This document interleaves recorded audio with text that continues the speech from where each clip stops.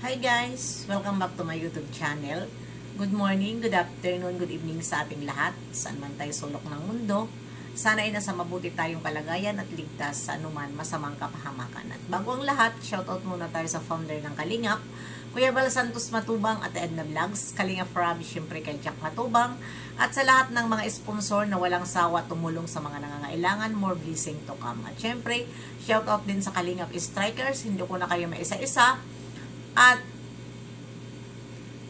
kaibigan ko dito sa mundo ng YouTube, Tita Lydia Migalabi shoutout, Sis Jacqueline, Hayat's Mix Vlog, Sel TVPX, at iba pa. At ayun na yun, sa ating reaction video, nandyan sa ating thumbnail, itong vlog ni Tata. Dahil dito nakita ko ay parang hindi lang parang, itong si Ate Juicy ay pinapabayaan na ng mga anak. At ang inaasahan dito, ang isang vlogger na walang iba kundi si Tata. At nakita ko, ayan, sinakay na naman sa ambulansya. Dahil nga gusto ni Tata na dalhin na lang sa private dahil wala naman nangyayari doon sa public. At ito, nga sa nakita ko sa interview, at ito pala ay pangalawang pangalawang stroke na. Tanong ko lang dito sa mga anak, hindi ba kayo nahihiya na ang magulang nyo ay ipinapakita sa sokmed at ang nag-aasikaso ang vlogger? Di ba hindi kayo nahihiya na mabas kayo sa karamihan?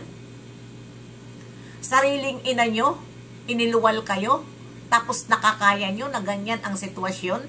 Ibang tao ang nagsasagip ng kanyang dumi dahil nga hindi makadumi at para makatae, pinilit talaga nung nag-alaga na makalabas yung kanyang dumi. Di ba? Concern ang ibang tao kaysa sa inyo na mga anak. Hindi ba kayo nahihiya dyan? Di ba? Parang nagustuhan ko lang ito reaksyonan. No? Dahil ngayon lang ako nakakita ng ganyan na nakatiis ang mga anak sa ganyan sitwasyon ng kanilang magulang. Na-stroke na, hindi na nakagalaw yung kabilang katawan, wala pang nag-aalaga. Wala naman, total yung bahay, maluwag naman. At bakit hindi tumira doon? Para maasikaso ang gamot. Nasa tama ang pagpainom. Dahil once na may maintenance ka, kailangan araw-araw yun. Hindi mo na talaga yan. Pwede pa na hintuan mo isang linggo. Kailangan araw-araw ang pagpainom ng ganyan mga sakit. Kaya, Tata, ako po ay hanga sa'yo. Napakabait mo. Talagang mabait naman ito si Tata dahil nagkita naman kami nito sa personal, ay mabait naman talaga ito si Tata. At hanggang ngayon, ay ayan, hindi niya pinapabayaan ang kanyang beneficiary at patuloy pa rin niya inaalagaan alang-alang sa kanyang pagsakripisyo. At ito siguro ay may mga mabubuting puso na nagbibigay din dyan. At alam naman, hindi naman din yan aalagaan ni Tata kung wala rin sa kanyang nag-i-sponsor. Dahil hindi naman siguro na lahat na lang nasahod sa YouTube niya o ano pa man ay dyan na lang ibubuhos kay Ate Juicy. Di ba? Dahil alam naman natin, iilan lang din naman ang sahod ng vlogger. Kaya, pasalamat tayo, pasalamat kayo, ang inyong mga magulang ay na vlog ng isang vlogger na hindi pinabayaan. Pero kung iba yan, sa ganyang sitwasyon, ay susuko na yan.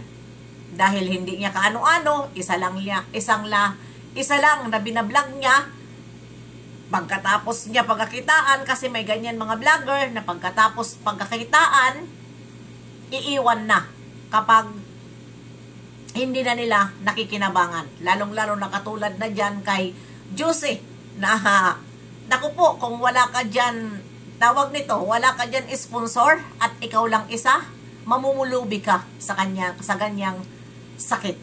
Dahil hindi na siya makagalaw stroke na yan Kaya kailangan dyan ang anak na talaga ang mag-aalaga dyan. Hindi, huwag niyong iasa sa ibang tao kahit pa yan ay tumutulong. Dapat nandyan kayo at mayroon nagsusuporta, si tata, na mayroon man lang ang mga inaabot sa mga sponsor na mga tulong dyan sa magulang nyo ay mayroon maghahawak at mayroon din mag-aalaga sa inyong magulang. Dahil yan siguro kung may pampers na, di ba? Ay may pampers na talaga yan dahil hindi na nakakabangon at hindi na nga nakakapagsalita.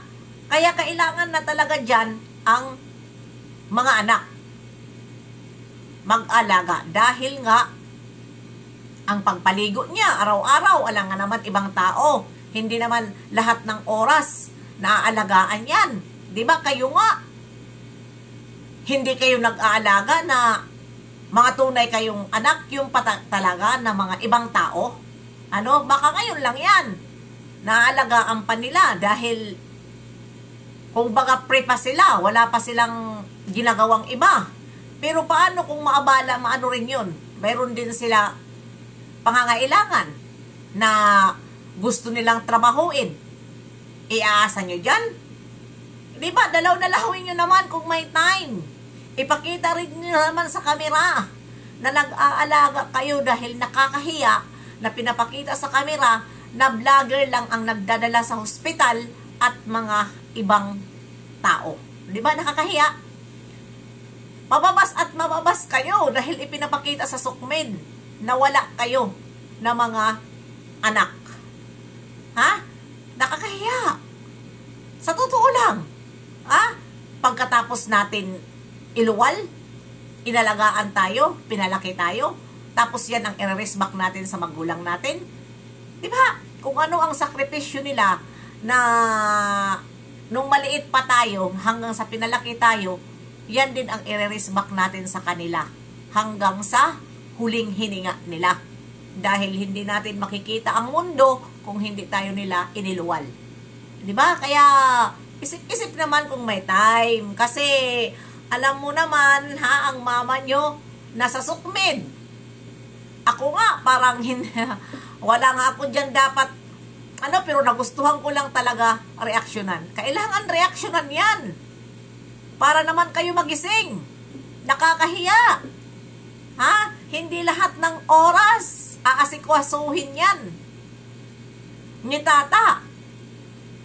Hindi lahat ng oras dahil hindi naman yan magulang ni tata. Kung baga ay inaasikaso ni tata dahil vlogger si tata at mayroon na awang sponsor, inaabot doon kay tata at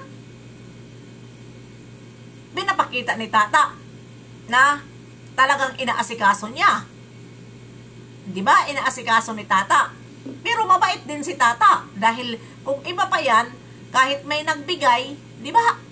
Kahit may nagbigay, wala yan pakialam si tata. Dahil yan, may sakit yan. Mahirap alagaan ang may sakit, lalo na sa ganyan, di ba? Di kayo nahihiya, si tata lalaki.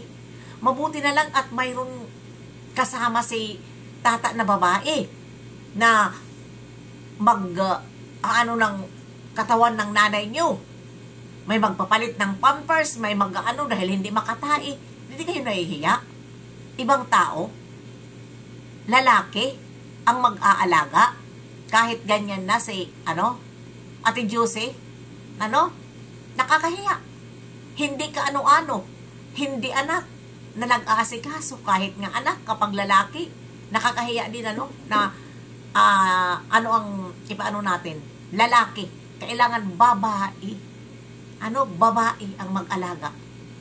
Iba ang dugo mag-alaga, anak, dahil aalagaan mo ng mabuti kaysa sa ibang tao ang mag-alaga.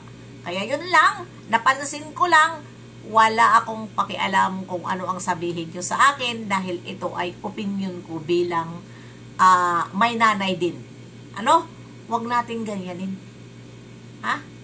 Ipadama natin habang buhay pa sila na kung ano ang pagmamahal nila sa atin, mamahalin din natin sila. Kaya hanggang dito na lang. See you next live and upload. God bless sa ating lahat.